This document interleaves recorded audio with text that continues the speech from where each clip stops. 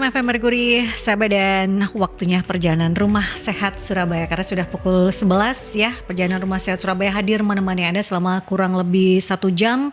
Dan perjalanan Rumah Sehat Surabaya ini bisa Anda ikuti juga baik melalui aplikasi on air ataupun juga di websitenya Merkuri di www.merkurifm.id.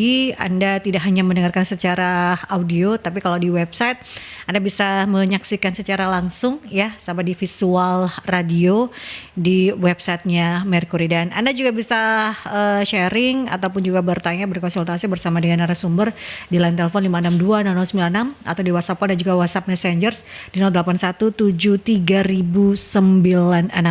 Di edisi Rabu 23 Oktober ini, sahabat, kita membahas terkait dengan deteksi serta pencegahan kanker payudara sejak dini. Kalau bicara tentang kasus kanker payudara di Indonesia, sahabat, ini menempati urutan kedua penyebab kematian kanker. Data The Global Cancer Observatory di tahun 2020, kanker payudara di Indonesia termasuk kanker paling banyak ditemukan pada perempuan ya. Untuk mengedukasi dan juga membangun awareness berkaitan dengan kanker payudara ini sudah hadir di studio yang akhirnya bertemu lagi ya, hadir kembali di perjalanan Rumah Sehat Surabaya ada Dr. Dwirani Rosmala Pratiwi. Beliau spesialis bedah, fellow of the International College of Surgeons, dan beliau breast surgeon di Rumah Sakit Onkologi Surabaya. Apa kabar Dr. Wiwin? Baik, Mbak Yanti, alhamdulillah. Akhirnya ketemu lagi ya, Dok? Iya, setelah 4 tahun. 4 tahun di awal perjalanan Rumah Sehat Surabaya. Dok, terkait dengan bulan Oktober ini yang juga dijadikan bulan kesadaran kanker payudara, apa sih yang melatar belakangi di bulan Oktober ini dijadikan bulan kesadaran kanker payudara, Dok? Jadi sebenarnya awalnya itu udah dari Amerika ya. Jadi American Cancer Society itu pada tahun 1985 itu menetapkan lah bahwa bulan Oktober itu sebagai bulan kesadaran kanker payudara. Waktu itu mereka memang sedang mempromosikan tentang mamografi. Jadi mamografi sebagai alat deteksi dini itu dipromosikan tahun 1985 bersama sebuah company yang sekarang namanya mungkin AstraZeneca ya. Itu dia bersama American Cancer, Yayasan Kankernya Amerika itu membuat suatu promosi gitu bahwa deteksi dini kanker payudara itu bisa dilakukan dengan cara mamografi. Nah, itulah sejarahnya di situ. Jadi memang karena sebenarnya kalau bicara tentang kanker payudara ini itu bisa dideteksi secara dini ya, Dok ya, betul. Dengan mamografi ini. Nah, dari situlah kemudian bulan Oktober dijadikan sebagai bulan kesadaran kanker payudara, sahabat. Nah, kalau bicara tentang kanker payudara sendiri, Dok, mungkin ada beberapa yang sudah tahu, tapi kita pengen kembali mengingatkan, menyadarkan berkaitan dengan kanker payudara ini kondisi yang seperti apa sih? Jadi memang kanker itu adalah perubahan sel, Mbak Yanti. Jadi kenapa kok disebut kanker? Karena dengan berubahnya sel itu dari sifat normalnya, dia menjadi suatu sel yang tidak menuruti kaidah normal tubuh. Jadi harusnya setiap sel di dalam tubuh kita tuh mempunyai masa hidup ya. Masa hidup, jadi berapa waktu dia harus mengganti atau harus tua, kemudian nanti kalau dia mati diganti dengan sel yang sama persis seperti sel yang aslinya. Nah, kalau dia menjadi sel yang tidak baik, artinya menjadi sel kanker, automatically itu hilang gitu, sehingga dia misalnya dia sakit dan tua, dia tidak segera diserap untuk diganti dengan yang baru, tapi malah dia memperbanyak diri dengan anak-anak yang sama kualitasnya seperti dia, jadi jelek. Nah, dan dia tidak bisa kita kendalikan lagi karena sistem knockdown untuk itunya sudah hilang, sehingga dia akhirnya berkoloni sendiri, membentuk koloni yang tidak sehat itu, sehingga kita akan menemukan suatu saat ketika dia sudah mencapai ukuran tertentu, kita menemukan dia sebagai benjolan. Atau kalau sel-sel yang kanker lain darah ya, dia sebagai sel-sel yang jauh lebih banyak daripada yang seharusnya. Itu kanker. Nah, kalau payudara artinya sel yang rusak ini adalah sel di dalam payudara yang membentuk payudara, yaitu bisa sel dari saluran susunya, bisa sel dari kantong susunya.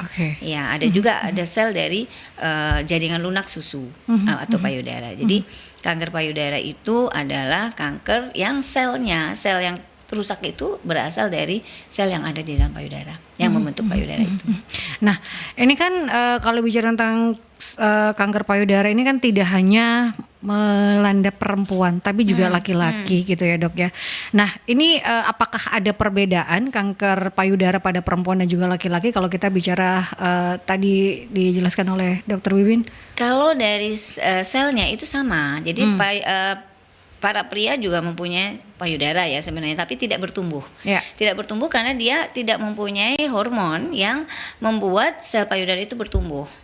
Tapi karena dia mempunyai sel payudara, otomatis juga sel-sel itu bisa saja mengalami perubahan menjadi kanker juga bisa. Jadi perbedaannya di mana? Perbedaannya mungkin lebih jarang. Lebih jarang karena itu tadi, karena perbedaan hormonal. Dan yang kedua, sebenarnya laki-laki itu sama persis nanti kalau dia terjadi kanker payudara, pengobatannya juga sama seperti pada wanita. Cuma perbedaannya laki-laki itu biasanya kadang-kadang jadi terlambat karena cuek, karena biasanya nggak sakit kan. Ini paling uci-uci. Nanti kalau udah luka, udah baru dia datang untuk berobat. Jadi itu aja sih sebenarnya. Jadi memang kalau bicara kanker payudara ini sebenarnya bisa dicegah dengan melakukan deteksi dini, tapi kebanyakan pasien datang saat sudah lanjut gitu ya, Dok ya. Jadi pencegahan itu kan sebenarnya ada beberapa ya. Ada pencegahan primer. Pencegahan primer itu adalah kalau kita mengetahui sebabnya. Jadi misalnya flu karena virus influenza, ya udah jangan dong kena virus influenza, kita makan yang enak, kemudian kalau pakai masker dan sebagainya begitu. Itu pencegahan primer. Tapi pencegahan sekunder itu apabila kita tidak tahu nih penyebabnya apa, tapi kita tahu dari gejalanya. Ini nih kayaknya kita cegah. Cegahnya itu bukan sebelum dia sakit, tapi menemukannya itu lebih dini gitu supaya kita lebih gampang mengobatinya. Kanker payudara atau kanker serviks. Kanker serviks itu kita bisa mencegah primer karena kita baru sudah tahu sekarang bahwa ternyata 90 lebih persen kanker serviks itu disebabkan karena virus HPV, sehingga dicegah dengan cara kita memberikan vaksin. Itu pencegahan primer. Tapi pencegahan sekundernya adalah dengan pap test kan gitu. Jadi kita ambil sel, dilihat dengan pap smear itu, ini sudah mulai berubah, sudah ada tapi kita taunya dini. Nah, payudara kita belum tahu sebabnya sehingga kita tidak bisa mencegah primer. Yang kita tahu tentang kanker payudara itu hanya sekitar 10% saja yang disebabkan karena kelainan genetik. Seperti tadi kita ngobrol soal Angelina Jolie. Nah, itu ternyata dia memang punya gen yang membentuk kanker payudara, namanya gen BRCA. Nah, itu ternyata dia mengalami mutasi di gen tersebut sehingga dalam kurun waktu hidupnya kemungkinan dia akan mengalami kanker payudara itu. Mengingat ibunya, tantenya, neneknya, banyaklah keluarganya dia yang menderita kanker payudara dan kanker indung telur atau ovarium, karena kedua kanker itu mempunyai gen pembentuk yang sama, yaitu BRCA. Nah, itu salah satu penyebab dan juga faktor resiko yang diketahui salah satunya. Nah, penyebab serta faktor resiko lainnya, Dok, yang menyebabkan kanker payudara, mungkin sahabat-sahabat Mercury juga harus aware. Ternyata tante saya ada nih, berarti saya punya faktor resiko dong.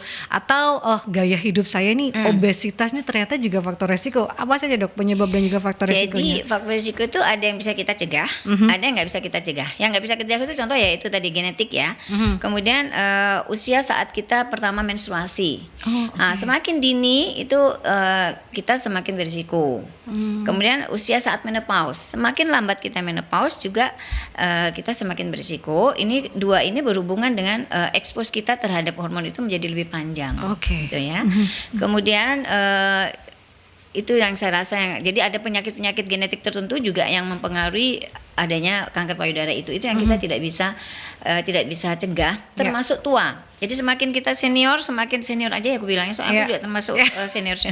Jadi semakin kita senior, semakin tinggi kemungkinan kita untuk semakin tinggi risiko kita untuk terkena kanker payudara. Jadi itu tidak bisa kita cegah. Tapi yang bisa kita cegah, contohnya salah satu yaitu tadi gaya hidup ya. Jadi obesitas ternyata juga salah satu risikonya.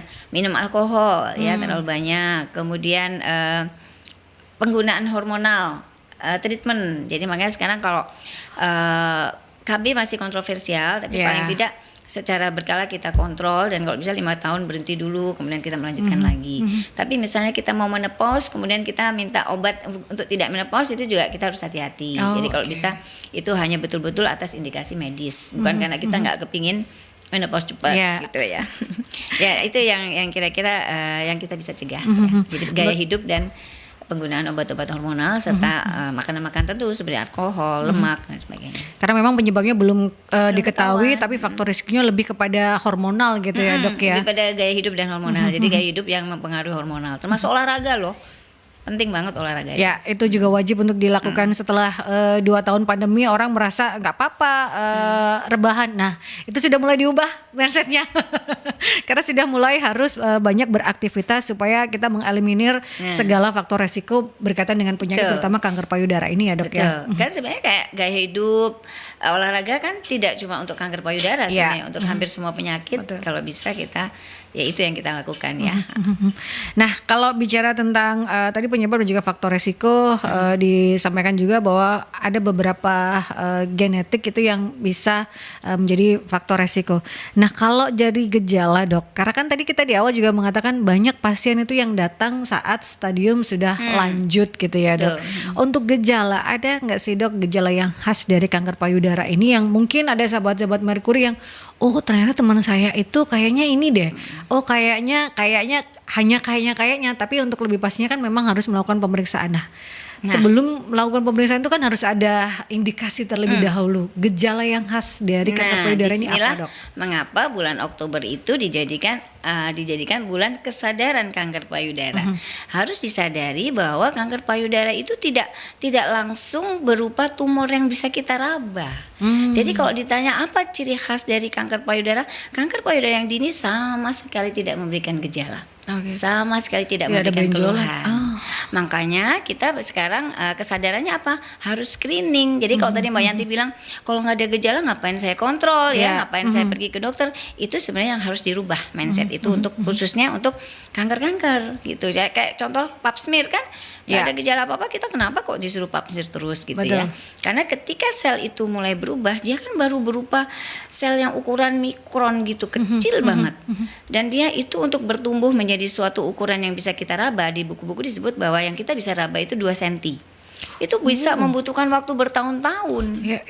Gitu. Nah, jadi campaign yang tahun 1985 tentang mamografi itu ternyata bahwa dengan mamografi kanker payudara yang sangat kecil, diibaratkan seperti butiran garam, itu sudah bisa terdeteksi. Jadi di rumah sakit kami yang pernah kami tangani itu 4 mm. Nah bayangin kalau 4 mm kan masih kecil banget. Gimana orang mau tahu gitu gejala apa yang bisa kita rasakan dari sesuatu yang 4 mm yang ada di dalam payudara kita. Apalagi payudara kita memang cukup misalnya masih padat atau cukup besar, nggak akan tahu. Jadi bagaimana cara deteksi dininya, yaitu tadi dengan mamografi. Jadi screening kanker payudara itu sebenarnya dimulai dari kesadaran untuk menyadari keadaan payudaranya sendiri. Jadi sadari atau memeriksa payudara sendiri itu sebenarnya menumbuhkan kesadaran kita untuk menjaga agar kita selalu tahu keadaan payudara kita, mengenal sehingga kita ketika ada sesuatu yang tidak biasa kita tuh segera aware gitu. Tapi dianjurkan memang untuk mulai periksa-periksa itu setelah payudara bertumbuh. Jadi udah bertumbuh. Nanti setelah 20 tahun mungkin mulai kita adakan pemeriksaan USG dasar. Untuk sekedar screening aja, oh bagus kok ternyata payudaranya nggak ada apa-apa dalam. Nanti 25 tahun. Setelah itu setelah 30 tahun. 35 tahun di Indonesia kami khususnya di Rumah Sakit Onkologi mulai melakukan mamografi pada beberapa teman wanita yang 35 tahun yang payudaranya kira-kira dengan mamografi itu cukup bisa terlihat kalau ada kelainan ya. Karena 35 tahun kadang-kadang apalagi belum menyusui kan padat sekali. Nah, karena apa pertimbangannya? Ternyata di Indonesia ini kita itu mendapatkan kanker payudara di usia yang lebih muda. Oh. Kalau di Amerika itu sekitar 50 tahun ke atas, kita sudah 40-45 tahun tuh sudah banyak gitu. Ya, betul. Jadi makanya kenapa kita 35 itu kita start. Cuma memang tergantung keadaan payudaranya dan tergantung faktor risikonya. Kalau di faktor risikonya banyak, misalnya ibunya meninggal muda, misalnya kena kanker payudara, ada tantenya, ada saudara perempuannya, itu kita lakukan lebih awal 35 tahun.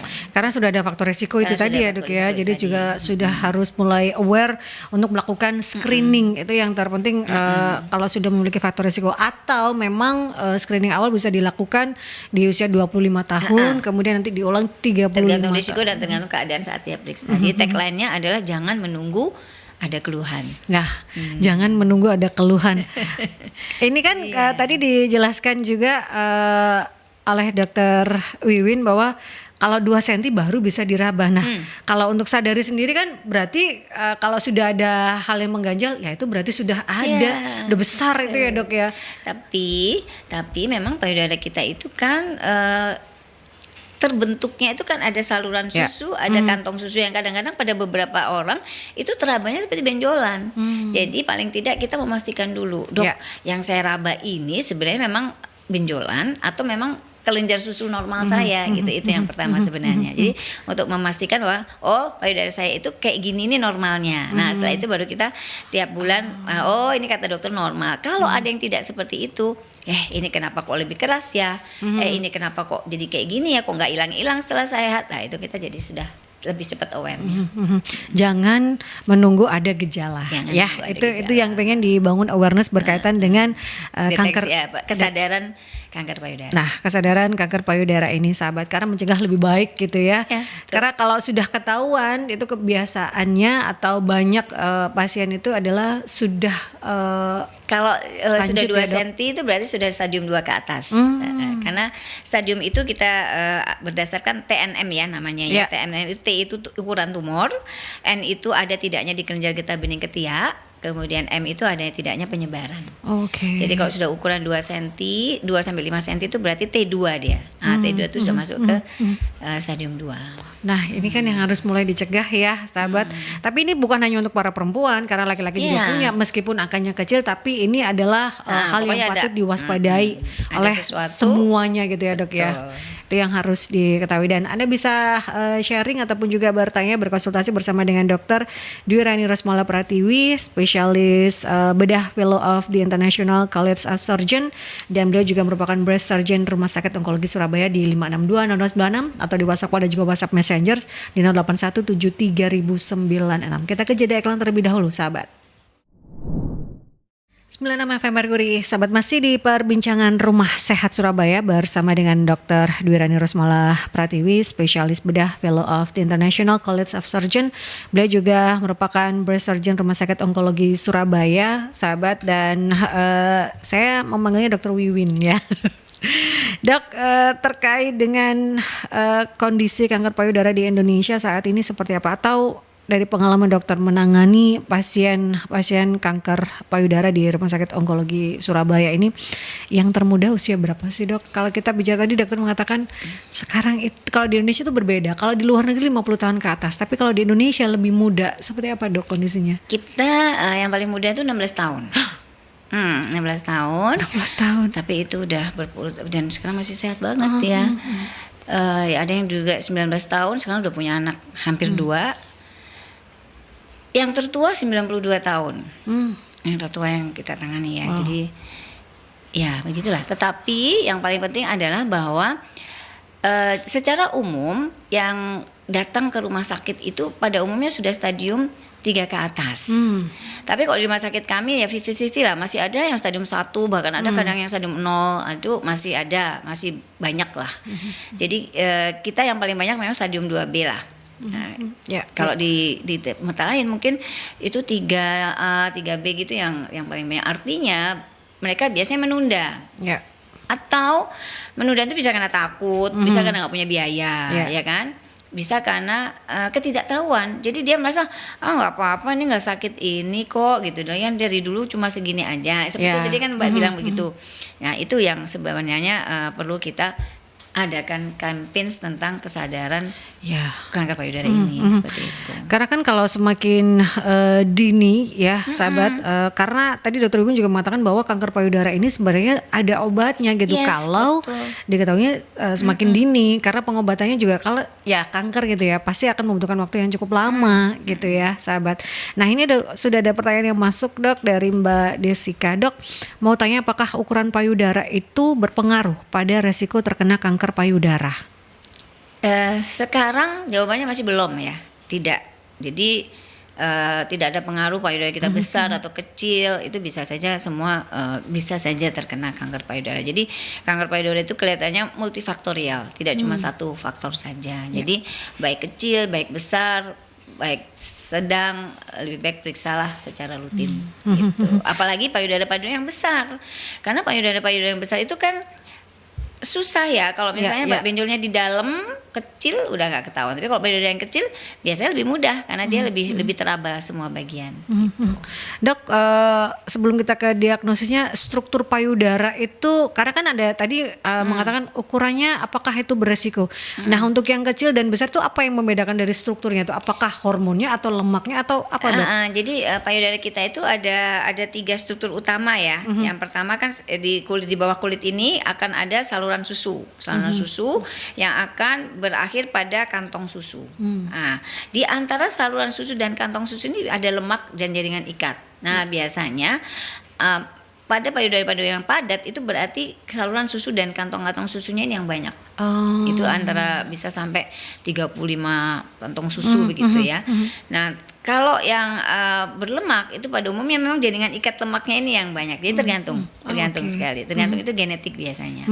Dan itu akan lebih baik apakah Anda beresiko atau tidak adalah dengan melakukan screening ya, sahabat, itu akan lebih baik. Jadi mau besar mau kecil itu tidak berpengaruh. Yang berpengaruh adalah apakah Anda rutin melakukan screening itu ya Dok ya.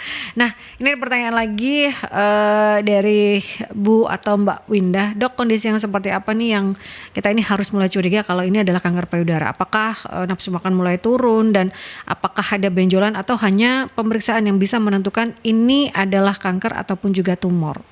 Jadi seperti yang saya sampaikan tadi, jangan menunggu aja keluhan. Dan keluhan kalau udah nggak mau makan dan sebagainya berarti sudah ada penyebaran dong ke hati kan. Jadi jangan menunggu ada keluhan, karena seperti tadi saya sampaikan bahwa di rumah sakit kami itu 4 mm lah. Kalau 4 mm itu bagaimana cara kita mengetahui? Kita ketahui karena dia kebetulan ikut temannya screening. Jadi melakukan mamografi, ikut temannya, teman-temannya kok mamografi, aku ikut ya, temannya nggak apa-apa, dia malah yang ternyata ada bintik-bintik yang kita curigai sebagai kanker, dan ketika kita lakukan tindakan biopsi itu memang ternyata kanker. Jadi Ibu Winda jangan tunggu gejala ya. Kalau udah ada apa saja yang dirasa tidak nyaman di payudara, entah itu rasa sakit, entah itu ada benjolan kecil, entah itu apa saja, periksakan dulu aja.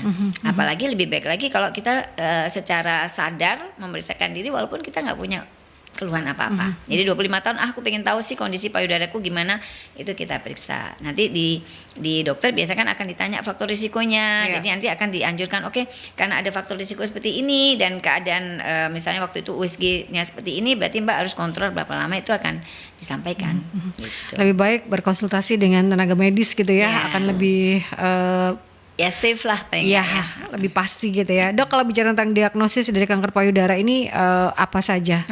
Jadi paling penting itu memang diagnosis awal. Karena kalau dari awal kita sudah keliru diagnosisnya, itu selanjutnya itu akan susah kita memperbaikinya. Jadi diagnosis yang pertama itu kalau untuk kanker-kanker payudara dini itu kan kita memang melakukan mamografi dan USG.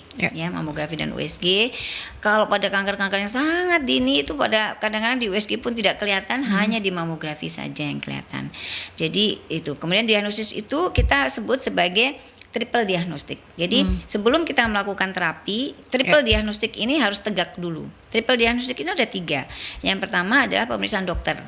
Kedua adalah pemeriksaan imaging. Imaging itu mamografi dan USG, atau bisa ditambah dengan misalnya MRI dan MRI atau CT ya, itu pertambahan. Dan yang ketiga adalah biopsi hasil patologinya. Ini penting, dan yang menentukan yang sebagai hakim adalah tentu saja yang biopsinya ini. Karena kadang-kadang saya rabanya kok kayak nggak apa-apa ya, tapi ternyata kalau biopsinya bilang kanker kan wong dia yang lihat selnya gitu, atau saya bilang ini kanker ini, ternyata katanya oh enggak, ternyata TBC misalnya, ada seperti itu. Jadi 3 ini harus seragam dulu. Harus bisa tapi tentu saja yang paling menjadi hakimnya adalah bentuk selnya atau patologinya.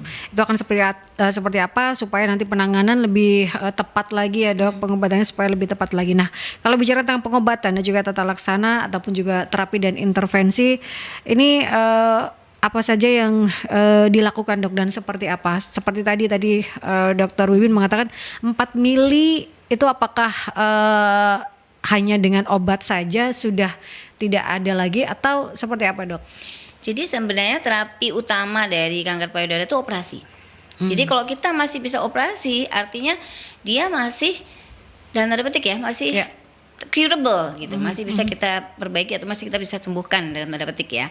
Karena sembuh itu di bidang kanker kita bukan sembuh dalam artian karena kita ada lagi sebabnya gitu ya, tapi paling tidak dia range waktu survival rate-nya itu panjang gitu. Nah, jadi terapi kanker payudara itu yang sudah established itu ada 5. 2 itu adalah terapi lokal kontrol, ini penting. Yang pertama tetap operasi. Kalau masih bisa kita operasi. Lokal kontrol ini artinya kita menjaga atau memastikan bahwa di lokal itu tidak ada sisa sel kanker. Yaitu dengan cara operasi, dan yang kedua dengan radiasi. Yang kedua adalah terapi sistemik, artinya kita terapi ke seluruh tubuh ya. Itu obat-obatan, itu kemoterapi, kemudian hormonal terapi dan target terapi. Ini yang sudah established. Jadi sebenarnya kalau kita melakukan sesuai dengan standar yang berlaku, mudah-mudahan hasilnya baik.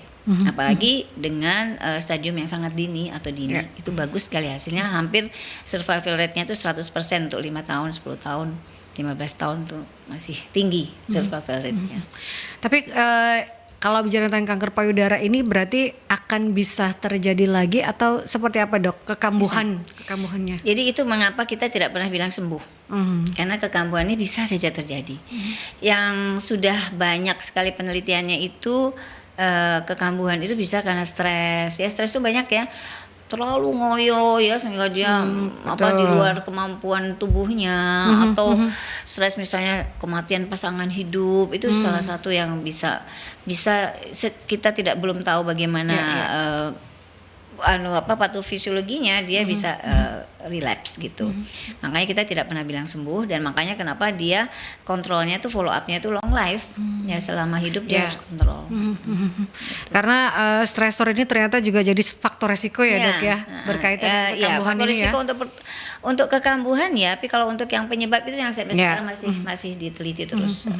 Tapi untuk kekambuhan ini yang harus dihindari. Jadi kalau para survivor ini bahagialah saja betul. Gitu ya. Salah satu tagline-nya harus bahagia. Ya itu. Dok, ini ada pertanyaan dari Puspita, mau tanya dengan Dr. Wiwin, apabila sebelumnya punya riwayat tumor jinak, apakah bisa nantinya kambuh kembali dan menjadi tumor ganas? Kemudian apakah usia muda bisa dilakukan mamografi untuk kondisi tertentu? Terima kasih. Ya, jadi tumor itu ada 2 macam. Tumor itu kan selnya itu berarti sel yang sudah berubah sifat ya. Tapi ada 2, dia bisa baik atau jinak. Artinya kalau jinak itu dia tidak mempunyai kemampuan untuk menyebar. Jadi dia kalau misalnya beranak gitu ya cuma paling membesar begitu. Tapi kalau dia ganas atau kanker, dia mempunyai kemampuan untuk menyebar. Jadi sel tumor itu ada tumor jinak dan ada tumor ganas. Tetapi disebutkan bahwa salah satu faktor risiko kita untuk terkena kanker itu apabila kita punya riwayat pernah terkena tumor jinak. Karena ya secara logika berarti selnya mudah berubah dong. Kenapa kok selnya itu berubah gitu? Sebenarnya kalau memang sudah dipastikan dari awal itu suatu tumor yang jinak, enggak sih kalau berubah menjadi ganas, tidak ya. Tetapi kecenderungan sel-selnya itu berubah itu ada. Dan untuk menjadi ganas itu juga yang kita tidak tahu bagaimana faktornya. Jadi makanya karena ada tumor jinak pun pada ukuran tertentu, pada keadaan tertentu kita tetap anjurkan untuk tetap diambil, dioperasi ya. Tapi ini berarti juga beresiko untuk kambuh lagi ya, Dok ya. Kambuh itu soalnya karena itu tadi kita belum tahu penyebabnya. Sedangkan kalau mamografi itu ada dua fungsi. Jadi mamografi itu bisa sebagai screening. Jadi kita nggak ada keluhan, nggak ada apa, kita melakukan mamografi. Atau diagnostik. Diagnostik itu udah tahu ada sesuatu, tapi kita ingin lebih pasti, ingin melihat tempat ininya, kedudukannya di dalam payudara, itu kita lakukan diagnostik. Kalau screening itu kita lakukan 35 tahun ke atas atau 40 tahun ke atas. Tapi kalau dia diagnostik kapan saja, kalau saya sebagai dokter misalnya 25 tahun, aduh kok kayak kanker ini ya, itu boleh kita lakukan mamografi karena sudah tahu ada sesuatu di situ yang harus kita pastikan. Jadi sebagai diagnostik boleh kapan saja, tapi sebagai screening itu terbatas waktunya karena kita juga memperhitungkan kepadatan payudara. Kalau masih terlalu muda juga mungkin tidak akan terlihat jelas nanti kalau ada sesuatu dengan mamografi. Jadi memang dokter yang akan bisa menentukan gitu ya, lebih baik berkonsultasi terlebih dahulu kalau sudah memiliki faktor resiko. Dok, untuk mamografi itu sebenarnya berbahaya tidak sih? Karena kan menggunakan sinar X-ray, ada radiasinya kah? Ini tambahan dari Bu Puspita, Dok. Ya, jadi itu jadi ada beberapa bukan kontroversi ya, ada beberapa black campaign juga tentang mamografi. Tetapi kalau saya secara logika saja, kalau memang ini sesuatu yang tidak baik atau mudarat ya, membawa mudarat atau membahayakan, itu kan pasti tidak akan dijadikan suatu program yang kita sudah lakukan ini 85 sampai sekarang tuh mungkin sudah 20 tahun lebih, 30 tahun, 40 tahun lebih, hampir 50 tahun. Memang hampir setengah abad.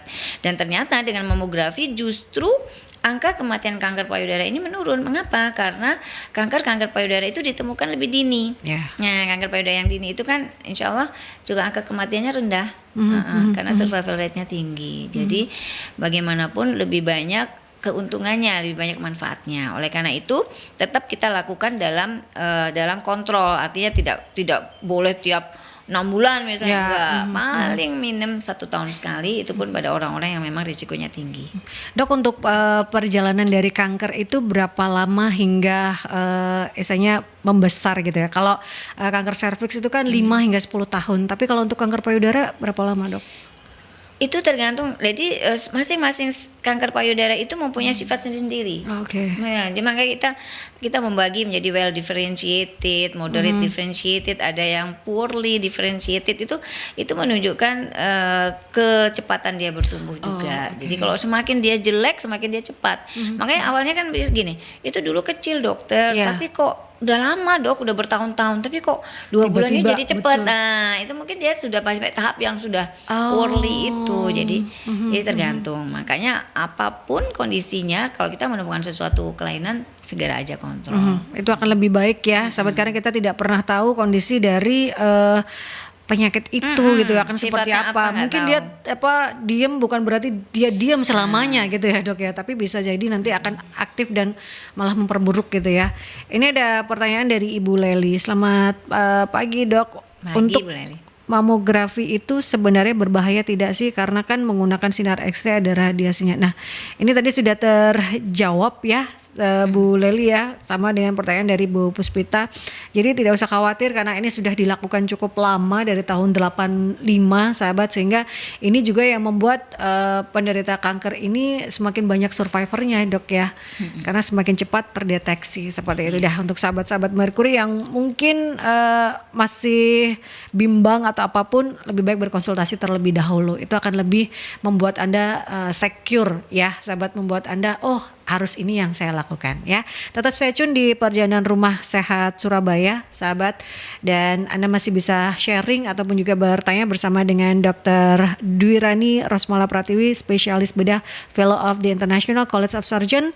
Beliau juga merupakan Breast Surgeon Rumah Sakit Onkologi Surabaya di 5620096 atau di WhatsApp call dan juga WhatsApp Messenger 0817300996. 96 FM Merkuri, sahabat, masih di Perbincangan Rumah Sehat Surabaya. Dok, ini ada pertanyaan yang masuk, ini dari Mbak atau Ibu Dila.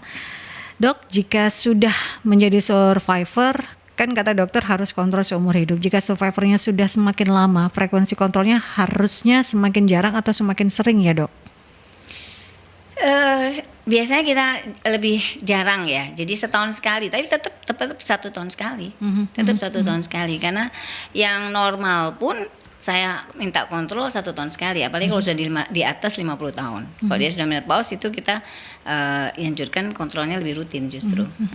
Jadi memang berkonsultasi dengan dokter itu akan seperti apa kontrolnya gitu ya, sering-sering itu ya sahabat berkonsultasi supaya lebih tahu apakah lebih sering atau tidak, dokter yang akan bisa menentukan gitu ya. Cuma memang nanti dalam pemeriksaan itu yang dikurangi itu adalah pemeriksaan yang lain, misalnya seperti mamografi mungkin lebih jarang ya, bahkan kalau sudah di atas 75 atau 70 kalau memang dia tidak ada risiko kita tidak lakukan lagi seperti itu. Jadi nanti kita pilih mana pemeriksaan tambahan yang perlu dia dapatkan gitu. Ini ada pertanyaan lagi dengan Utami mau bertanya bagaimana membedakan benjolan kanker payudara dengan benjolan kelenjar yang bisa muncul dan hilang dengan sendirinya. Kapan harus dilakukan pemeriksaan ke dokter? Makanan-makanan pendukung apa saja yang bisa dikonsumsi sebagai pencegahan kanker payudara, dok? Terima kasih. Adanya apa saja yang tidak wajar di payudara, kita periksain dulu aja. Karena untuk membedakan itu kelenjar atau tumor pun seorang dokter bedah ya seperti kami ini tetap harus ada pemeriksaan penunjangnya. Itu gitu. tadi 3 tadi ya dok ya, untuk tegak diagnosis ya. Itu yang harus dilakukan. Jadi kapan harus dilakukan pemeriksaan ke dokter? Ya kalau memang sudah ada yang nggak enak ya. Apa yang jadi maksudnya tidak menebak-nebak sendiri. Betul, jangan menjadi dokter diri sendiri ya. Gitu. Jangan jadi dokter yang dadakan ya. Kalau berkaitan dengan benjolan kelenjar ya itu tadi pemeriksaan dokter itu tadi. Apa yang harus ditambahkan, apakah perlu USG atau perlu mamografi itu harus dilihat dulu sama dokternya. Itu yang harus dilakukan. Nah ini makanan-makanan pendukung apa yang bisa dikonsumsi sebagai pencegahan kanker payudara, dok? Jadi sebenarnya nggak boleh ini, nggak boleh itu, nggak ada. Sama. Ada katanya nggak boleh makan bakar-bakaran. Jadi sama untuk kita semua. Kenapa sih kok bakar-bakaran tuh nggak boleh? Bukan aja pada orang kanker payudara, tapi semua orang, karena bakar-bakaran itu mengandung karbon ya. Nah karbonnya itu akan merusak sel kalau dia, dan itu yang paling terpengaruh adalah usus. Justru kanker usus itu yang lebih kita tekankan di situ. Kalau bisa makanan bakar ya jangan yang gosong-gosongnya itu. Jadi sama seperti semua orang, kita dianjurkan untuk makan sehat. Makan sehat itu kan banyak sayur sama buah, mengurangi lemak jenuh atau junk food ya. Lemak jenuh itu kalau di Indonesia ya gorengan yang sangat lezat itu. Iya. Itu. Kemudian pokoknya gaya hidup deh ya itu. Jadi makanan sama untuk semua orang sama. Cuma mungkin tambahannya untuk orang diabetes ya yang gulanya tinggi. Kita juga yang normal ini kalau bisa jangan banyak manis, jangan banyak gula. Yang jangan berlebihan gitu ya. Itu karena yang segala sesuatu berlebihan itu tidak baik gitu ya. Ditumpuk kan, ditumpuk jadi lemak juga akhirnya. Seperti itu ya untuk Mbak Utamina. Dok, kembali lagi berkaitan dengan komplikasi dari kondisi kanker payudara ini. Adakah komplikasi yang menyertai, dok? Iya, kalau udah terlambat ya banyak banget kan. Jadi ada misalnya luka, dia jadi susah sembuh, berbau, ya nggak enak lah. Kualitas hidupnya pasti nggak enak, pasti turun gitu ya. Makanya kalau bisa ya sedini mungkin supaya tidak jatuh dalam kondisi komplikasi yang mempengaruhi kualitas hidup. Berarti kalau sudah ada luka itu kan berarti sudah stadium 4 ke atas ya, dok ya. Udah T. T-nya sudah 3, T4B atau T4C. Nah, kemudian juga komplikasi lain ya kalau dia menyebar, misalnya dia ke hati ya tadi mual ya, kalau mual berarti udah ke hati dong. Sudah nafsu makan pusing, nyun sewu, muntah itu ya sudah ke otak misalnya seperti itu. Jadi ya jangan sampai justru kita kan mencegah jangan sampai kesadaran kanker payudara ini mencegah jangan sampai yang terkena kanker payudara itu jatuh ke kondisi paliatif, ke kondisi yang kualitas hidupnya sangat buruk yang tidak bisa kita perbaiki lagi gitu. Jadi kalau bisa dini sehingga kita semua hidup sehat sampai hayat di kandung badan. Karena sebenarnya dokter atau obat itu kan bukan mengobati umur. Bukan mengobati, saya menunjukkan jalan untuk mencapai kualitas hidup yang baik. Gitu. Memperbaiki kualitas hidup ya, bukan untuk memperpanjang usia gitu ya dok bisa. ya. Usia udah ditentukan 50.000 tahun yang lalu. Karena ini hanya untuk memperbaiki kualitas hidup dari yang itu tadi, yang komplikasi yang terburuk sehingga tidak sampai ke komplikasi yang terburuk, bisa tertangani dengan baik dan bisa beraktivitas lah itu tadi ya dok bermanfaat ya. sampai titik darah penghabis. Nah, dok kalau untuk bicara tentang harapan hidup dengan perkembangan dunia kesehatan dan pengobatan dari kanker payudara seperti apa untuk para pasien kanker payudara ini dok? Dari stadium 0 dan 1 itu bisa hampir 100% survival rate-nya 5, 10, 15 tahunnya. Ya memang kalau semakin stadium semakin tinggi semakin tapi bahkan yang stadium 4 pun itu sampai bisa sekarang hampir 30% survival rate untuk 5 tahunnya. Artinya dengan perkembangan adanya kemoterapi, sekarang ada gamma knife radiasi itu membantu sekali. Artinya kalau ada salah satu survivor yang sampaikan bahwa selama masih ada tangga yang bisa kita naiki, selama masih ada pintu yang masih bisa kita masukin, ayo kita naik, ayo kita masuki gitu. Artinya selama masih ada pengobatan yang bisa dicapai ya, tentu saja tergantung kondisi masing-masing. Ayo, karena itu semua makin lama makin berkembang. Ini juga yang menyebabkan kenapa ada pink ribbon itu kan sebenarnya itu dulu dimulai dari seorang survivor yang merasa bahwa penelitian di bidang kanker payudara itu dana yang dikeluarkan terlalu sedikit, dana yang dikeluarkan untuk itu di Amerika ya, sehingga dia protes dengan membagikan pita yang berwarna peach waktu itu. Nah, jadi karena dia protes, kenapa kok kanker payudara banyak, tapi dana penelitiannya rendah sekali. Nah, jadi artinya demonya dia itu berhasil, sehingga penelitian di bidang kanker payudara itu banyak sekali, dan sekarang yang maju justru di bidang pengobatannya, kemoterapinya, imunoterapinya itu berkembang sangat besar sekali, yang membuat pasien-pasien kanker payudara itu sekarang lebih baik kualitas hidupnya. Lebih banyak para survivor gitu ya, sahabat, dan kualitas hidupnya juga akan semakin membaik gitu ya. Karena itu tadi pengobatan sudah semakin luar biasa untuk kanker payudara itu tadi. Karena tadi di awal seperti dikatakan oleh Dr. Wiwin, kanker payudara adalah kanker yang bisa dicegah dan disembuhkan. Yang bisa curable ya dalam tanda petik dia. Disembuhkan karena ada pengobatan dan teknologinya itu tadi curable, gitu ya, sahabat. Jadi dicegahnya adalah dalam melakukan screening dengan mamografi gitu ya, dengan usia yang memang sudah ada 25 tahun sudah bisa melakukan screening dengan USG, ataupun nanti di 35 tahun bisa melakukan mamografi, sahabat. Tidak harus diulang sebulan sekali atau satu tahun sekali pun itu bisa dilakukan untuk pencegahan, paling tidak deteksi dini ya, bukan pencegahan secara luas gitu ya, deteksi dini. Nah, pencegahan dok yang bisa dilakukan selain melakukan deteksi dini dengan mamografi, apa sih yang bisa dilakukan berkaitan dengan kanker payudara ini dok? Jadi seperti yang tadi saya sampaikan, pencegahannya itu memang pencegahan sekunder, bukan primer. Kalau primer itu kita mencegah karena kita tahu sebabnya. Kalau ini karena kita tidak tahu sebabnya, kita bisa mendeteksinya secara dini. Jadi deteksi dini itu adalah pencegahan sekunder untuk kanker payudara. Yaitu tadi dengan melakukan pemeriksaan ke dokter, nanti dokter akan menganjurkan USG atau mamografi, atau USG dan mamografi tergantung kondisi pasien masing-masing. Kadang orang itu masih takut nanti ketahuan dok. Apa pesan dokter Wiwin? Jadi kanker payudara itu sekarang disebut sebagai kanker yang curable ya, yang bisa disembuhkan asal, ada asalnya.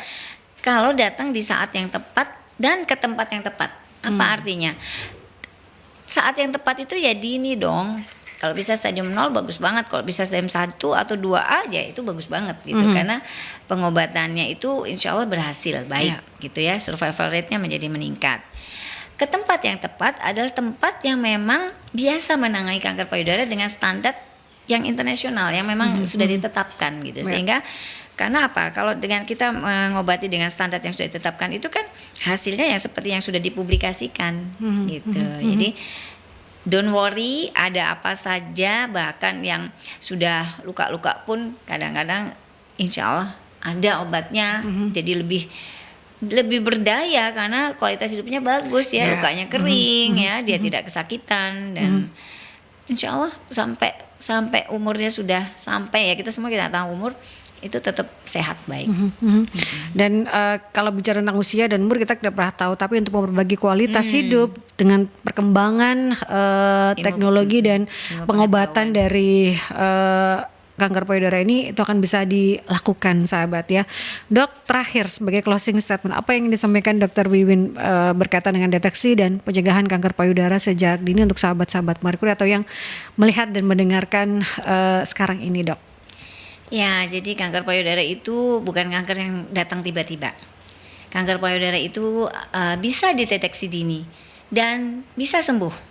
Makanya ayo jangan takut, kita mulai sekarang lebih aware terhadap payudara kita masing-masing dengan cara kita mempersiapkan diri pada saat yang tepat, yaitu pada saat yang belum ada keluhan justru, dan ke tempat yang tepat tentu saja agar kita bisa mendapatkan penanganan yang memang sudah seharusnya.